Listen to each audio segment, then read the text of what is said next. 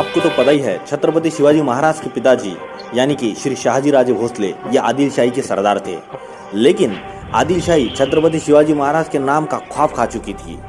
हाँ दोस्तों, ऐसी हुई थी कि छत्रपति शिवाजी महाराज अपने नेतृत्व से और अपने सटीक सोच से एक किले जीतते जा रहे थे और स्वराज्य का विस्तार बड़ी ही तेजी से हो रहा था।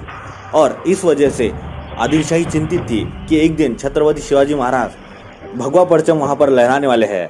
इस बात का ख्वाब खाकर अली आदिल शाह की माँ यानी कि जिसे बड़ी बेगम के नाम से नवाजा जाता था, आदिलशाही दरबार में ये घोषणा की कि छत्रपति शिवाजी महाराज को कुछ भी करके जिंदा या मुर्दा पकड़ के लाओ। ऐसे इंटरेस्टिंग फैक्ट जानने के लिए लाइक, शेयर और सब्सक्राइब कर दीजिए आपका अपना चैनल फैक्टो फैक्ट्री। जय हिंद, जय भारत। कुर्सी की पेटी बांध लीजिए और अपना दिल थाम लीजिए और चलते हैं एक ऐतिहासिक सफर पर। और उसके लिए एक बीड़ा रखा गया। और दोस्तों, उस समय किसी में इतनी हिम्मत नहीं थी कि जो छत्रपति शिवाजी महाराज से सामने से लड़ने को आ सके, तो सारा दरबार सुन्न हो गया।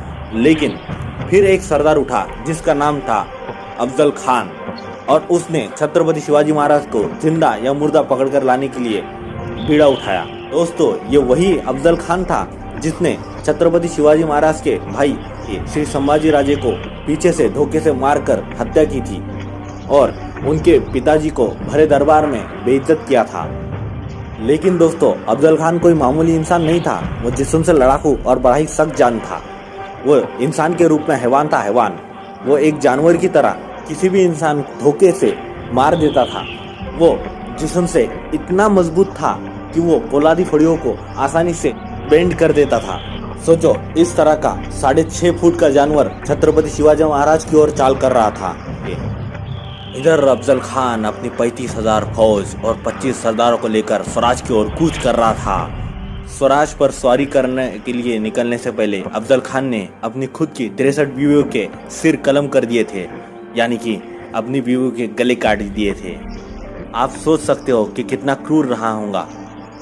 ऐसा अफजल खान हर एक गांव, बीच में आने वाला हर एक शहर लूट कर, वहाँ की औरतों की इज्जतों पर हाथ डालकर, मंदिरों को तबाह कर कर आगे बढ़ रहा था। और दोस्तों, आपको तो पता ही है, जब बात मराठों की इज्जत पर बनाती है तो इज्जत महंगी और जान सस्ती हो जाती है। अब छत्रपति शिवाजी महाराज का खून खोल रहा था। अफजल खान का पुराना इतिहास था। वो अपने हर दुश्मनों को धोखे से मार देता था, उनका गला पकड़ के उनको बगल में दबा देता था और फिर पीछे से उनकी पीठ पर वार कर देता था। हर मुगलों की तरह अफजल खान भी कोई अलग थोड़ी ना था।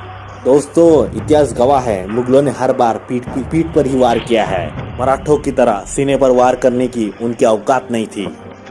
छत्रपति शिवाजी महाराज ने ये बात ठान रखी थी कि इस तरह के बेईमान हाथी को अगर कुचलना है तो शेर को अपनी मजबूती और ताकत के साथ अपनी अकल का इस्तेमाल कर कर उसे हराना होगा।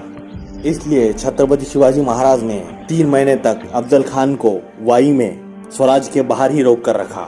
और इन 3 महीनों में छत्रपति शिवाजी महाराज ने उसे मारने की सारी स्ट्रैटेजिक प्लानिंग की। खुद के डाइट को दुगना कर दिया और खुद के डाइट को दुगना करने के साथ वो अब बॉडीगार्ड संभाजी कावजी से, जो कि खुद 6.25 फीट के थे, उनसे रोज कुश्ती की प्रैक्टिस किया करते थे। अफजल खान ने अब तक जितने भी लोगों को धोखे से मारा था, तो किस तरह से मारा था, उसकी छत्रपति शिवाजी महाराज ने पहले ही डीप स्टडी की थी। और उसके लिए सबसे अहम किरदार निभाया था कि गुप्तहेर खाते के प्रमुख बहिर्जी नाइक ने। बहिर्जी नाइक छत्रपति शिवाजी महाराज के इंटेलिजेंस डिपार्टमेंट के हेड थे। उन्होंने अफजल खान के खाने पीने, उसके स्वभाव, उसके हाइट, बॉडी वेट, सबकी पढ़ाई करके, प्रॉपर प्लानिंग करके, स्ट्रैटेजी से उसे मारने की योजना बनाई। शिवाजी महाराज ने अफजल खान को कुछ इस तरह से वेट करवाया कि वो उसको मिलने आने वाले हैं, लेकिन उनकी तबीयत खराब होने की वजह से वो उसे मिलने का टाल रहे हैं। उन्होंने उसे ऐसा दिखाया कि छत्रपति शिवाजी महाराज उससे डर गए हैं और वो उनसे मिलकर सुलह करना चाहते हैं। अब धोखेबाज को धोखे से मारने की बात थी, तो ऐसा तो करना ही था। उसको अपनी ताकत पर बहुत ज़्यादा घमंड था। घमंडी को कैसे मारना है, ये शिवाजी महाराज से सीखो।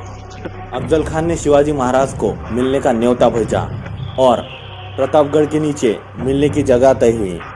शिवाजी महाराज ने इसके लिए एक शानदार शामियाना सजाया और उस शामियाने में हीरे मोती की इस तरह से सजावट कर दी कि वो देखकर सबसे पहले खान बौखला जाए और उसका कंसंट्रेशन लूज हो जाए। ये शिवाजी महाराज पता था, अगर अफजल खान का कंसंट्रेशन थोड़ी देर के लिए भी हिलता है, उसकी एकाग्रता हिल जाती है, तो वो प्लान बनाने में नाकामयाब रहेगा और कुछ सोचे इससे पहले ही छत्रपति शिवाजी महाराज उसको मौत के घाट उतार देंगे।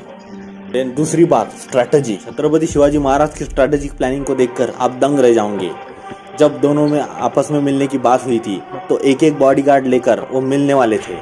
अब बात ये थी कि सैयद बंडा, जो कि डांड पट्टा चलाने में, उस समय की दुधारी तलवार चलाने में बहुत ही माहिर खिलाड़ी था, वो अफजल खान के साथ आ रहा था और उसके तोड़ के लिए छत्रपति शिवाजी महाराज ने जीवा महला जैसे तेज तलवारबाज को रखा था और पक्की हिदायत दी थी कि जीवा महला को सिर्फ एक ही काम करना है, उनको सिर्फ सैयद बंडा पर नजर रखनी है।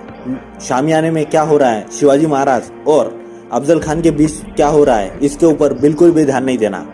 उनको सिर्फ सैयद बंडा के ऊपर नजर रखनी है और सैयद बंडा जैसे ही कुछ हरकत करता है, तलवार वाले हाथ के ऊपर वार करके हाथ काट देना है। इससे शिवाजी महाराज की सोच कितनी सटीक थी और उनका प्लान कितना कारगर था, ये हमको पता चलता है। और तो और शिवाजी महाराज जब संभाजी कावजी के साथ खान के दाव की प्रैक्टिस कर रहे थे कि अफजल खान हमेशा अपने दुश्मन का गला दबाकर उसे बगल में बांध देता है और फिर पीठ पीछे खंजर से वार करता है, तो ये वार करते समय हर बार क्या होता था कि जब भी छत्रपति शिवाजी महाराज संभाजी कावजी से प्रैक्टिस किया करते थे तो उनके कमर पट्टा की वजह से शिवाजी महाराज की दाढ़ी अटक जाती थी और उन्हें बहुत दर्द होता था और वो जितनी भी कोशिश करते थे तो वो उनके रक्षा के बीच में आ रही थी। अब ये शेर शिवराज एक मूवी आई थी जो कि छत्रपति शिवाजी महाराज के अफजल खान वध के ऊपर बनी थी। ये बेहतरीन मूवी है दोस्तों। मैं तो कहता हूँ कि हिंदुस्तान के हर एक इंसान ने, हिंदुस्तानी के क्या पूरी दुनिया के हर एक इंसान ने इस मूवी को एक बार ज़रूर देखना चाहिए। लेकिन मूवी में इतना कुछ डिटेल में बता नहीं सकते ना, तो शिवाजी महाराज वो दाढ़ी ट्रिम करके अफजल खान से मिलने के लिए गए थे, तो इससे उनकी दूरदृष्टि का पता हमें चलता है। अफजल खान शामियाने में पहले ही छत्रपति शिवाजी महाराज का इंतजार कर रहा था। मस्ती में गुर्राया अफजल खान शिवाजी महाराज को कहता है कि आओ शिवाजी आओ, हमारे गले लग जाओ। छत्रपति शिवाजी महाराज जैसे ही अफजल खान को गले मिलने के लिए आगे बढ़ते हैं तो वो शिवाजी महाराज की गर्दन अपनी बगल में कस के पकड़ लेता है और उनके पीठ पर अपने खंजर से वार करने लगता है। अब 2 बार उसने अपने कटार से वार किया। शिवाजी महाराज के चिलखत ने, मतलब कि उस समय के बुलेट प्रूफ जैकेट ने उन्हें बचा लिया था, उनका सदरा तो फट गया था। तब छत्रपति शिवाजी महाराज ने अपने जो वाघ नख थे वो निकाल कर उसके पेट में खोप दिए और उसके पेट में खोप कर उसका जो जठर था, यानी कि हम उसे लीवर कहते हैं, उसे फाड़ कर रख दिया और फिर बिस्वा से वार करते रहे। तब अफजल खान शिवाजी महाराज को आगे ढकेल दिया और चिल्लाने लगा दगा दगा। और फिर आता है सैयद बंडा, जो कि यह आवाज सुनकर शिवाजी महाराज पर वार करता है अपने दान पट्टे से। लेकिन दोस्तों, जैसे कि जीवा महला को पहले ही सख्त ताकीद दी गई थी कि वो सिर्फ सैयद बंडा पर नजर रखे, जैसा ही सैयद बंडा का वार छत्रपति शिवाजी महाराज के ऊपर जाता है तो जीवा महला अपने एक ही तलवार के झटके से उसका हाथ काट देते हैं। तो इसलिए ये जो फ्रेज थी वो बहुत ही प्रचलित हो गई, होता जीवा हूँ वासला शिवा। इसका मतलब है जीवा महला अगर नहीं होता तो छत्रपति शिवाजी महाराज नहीं होते। अफजल खान वाला इंसिडेंट इतना भयानक था कि पूरी आदिलशाही में छत्रपति शिवाजी महाराज के नाम का डंका बजने लगा और इतने बड़े 6.5 फीट के इंसान को, जो कि इंसान नहीं है हैवान है, उसे एक 5 फीट का शिवाजी कैसे मार सकता है, ये देखकर सब लोग दंग रह गए थे। तो आज छत्रपति शिवाजी महाराज हमारे बीच में नहीं है, लेकिन आज भी उनके आदर्श हमारे साथ और उनकी सीख हमारे साथ जिंदा है। हाँ दोस्तों, अगर हम शिवाजी महाराज के आदर्शों को अपने जीवन में उतार दे और उनकी मैनेजमेंट स्किल और टेक्निकलिटीज को अगर समझे तो हम बड़ी से बड़ी मुश्किल को आसानी से हल निकाल सकते हैं।